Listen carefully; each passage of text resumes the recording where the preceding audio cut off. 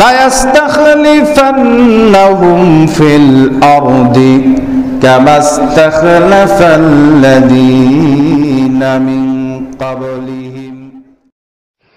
আসসালামু আলাইকুম ওয়া রাহমাতুল্লাহি ওয়া বারাকাতুহু।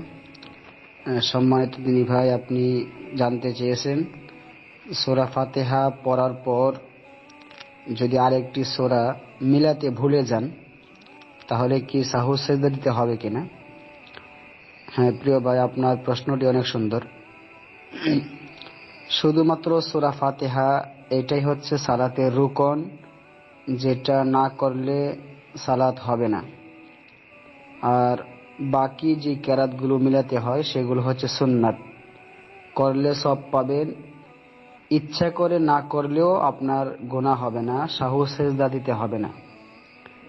ভুলে না, আপনি তো প্রশ্ন করলেন যদি ভুলে যাই, যদি কেউ ইচ্ছা করেও না করে তাহলেও তার সলাতের কোনো সমস্যা হবে না। এর দলিলটি বর্ণিত হয়েছে বুখারী মুসলিমে।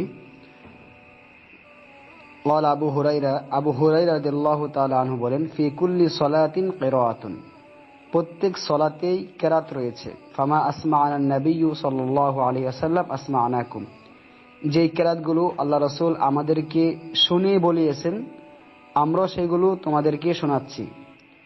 অর্থাৎ যেগুলো জুড়ে পড়েছেন আমরা সেগুলো জুড়ে পড়ে তোমাদেরকে শুনিয়েছি। ওমা আখফা মিন্না আখফাইনাহু মিনকুম, আর রাসূল যেগুলো আস্তে পড়েছেন সেগুলোকে আমরা আস্তে পড়িয়েছি। ওমান ক্বরাআ বিউম্মিল কিতাব ফাকাদ আজজাত আনহু, আর যে ব্যক্তি শুধুমাত্র সূরা ফাতিহা পাঠ করলো সেটা তার জন্য যথেষ্ট।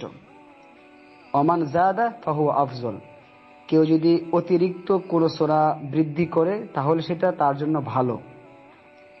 প্রথমে এখানে বলেছেন সূরা ফাতিহা পাঠ করলেই তার জন্য যথেষ্ট, তারপরে বলেন যদি অতিরিক্ত কেউ করে তাহলে সেটা তার জন্য ভালো হবে। মুসলিমে একটু অতিরিক্ত বৃদ্ধি পেয়েছে, এখানে বলা আছে ওয়াইন জিদতা ফাহুয়া খায়রুন, যদি অতিরিক্ত বাড়ানো হয়, অতিরিক্ত বাড়াও তাহলে সেটা অনেক কল্যাণ। তো আপনি ইচ্ছায় অনিচ্ছায় যদি কোনো অন্য সূরা নাও মিলান আপনার সালাত হয়ে যাবে, সাহু সিজদা দিতে হবে না। আর এই প্রশ্নটি করেছিল সৌদি আরবের প্রখ্যাত আলেমে দ্বীন এবং সবচেয়ে বড় আলেম হিসাবে যাকে একসময় খ্যাতি দেওয়া হয়েছিল, বিন বাজ রাহিমাহুল্লাহ, তিনি এভাবেই ফতোয়া দিয়েছেন। আশা করি উত্তরটি বুঝতে পেরেছেন।